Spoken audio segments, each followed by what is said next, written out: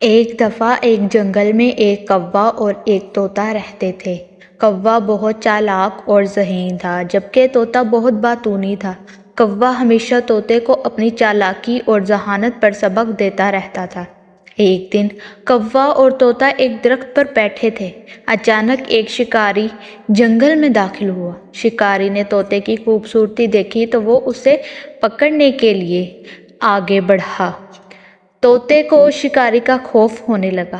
اس نے کوے سے مدد مانگی۔ کوے نے طوطے کو ایک راز بتایا۔ اس نے کہا، اگر تو شکاری سے بچنا چاہتا ہے تو اپنی زبان بند کر دے اور میں تمہاری جگہ پر بیٹھ جاتا ہوں۔ میں شکاری کو یہ سمجھا دوں گا کہ میں طوطا ہوں۔ طوطا کوے کی بات پر راضی ہو گیا۔ اس نے اپنی زبان بند کر لی اور کوے کی جگہ پر بیٹھ گیا۔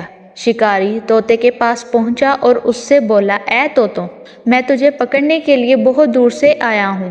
اب میں تجھے اپنے ساتھ لے جا رہا ہوں۔ طوطے نے زبان بند کی ہوئی تھی، اس لیے وہ شکاری سے کچھ نہ کہہ سکا۔ شکاری طوطے کو اپنے ساتھ لے کر جنگل سے باہر نکل گیا۔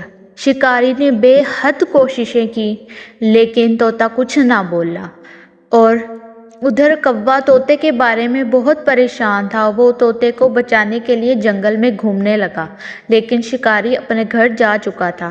کوا کافی دن تک شکاری کے رہنے کی وجہ سے اس کو ڈھونڈ رہا تھا۔ آخرکار اسے شکاری کا گھر مل گیا۔ اس نے اپنے دوست کو ایک پنجرے میں بند دیکھا۔ وہ کچھ اداس ہو گیا۔ شکاری پنجرے کے پاس آیا۔ شکاری نے بے حد کوششیں کی لیکن طوطا کچھ نہ بولا۔ کوا یہ سب کچھ دیکھ رہا تھا۔ اس کے ذہن میں ایک ترکیب آئی۔ اس نے شکاری سے کہا کہ طوطا صرف ایک صورت میں ہی بول سکتا ہے۔ میرے پاس ایک جادوئی چھڑی ہے۔ اگر میں اس سے طوطے کی زبان پر ایک نشان لگا دوں تو طوطا پھر سے بولنے لگے گا۔ شکاری نے اسے اس بات کی اجازت دے دی۔ شکاری نے طوطے کی زبان پر نشان لگوانے کے لیے پنجرے کو کھولا تو طوطا فوراً اڑ گیا۔ شکاری کو اپنی غلطی کا احساس ہوا۔ طوطا کوے کا بہت شکر گزار تھا۔ اس نے کوے سے کہا، تم نے میری جان بچائی ہے، میں اسے کبھی نہیں بھولوں گا۔ کوے نے طوطے کو کہا، یہ میرا فرض تھا، تم میرے دوست ہو، میں تمہاری جان بچانے کے لیے کچھ بھی کر سکتا ہوں۔ کوا اور طوطا ایک دوسرے کے دوست بن گئے۔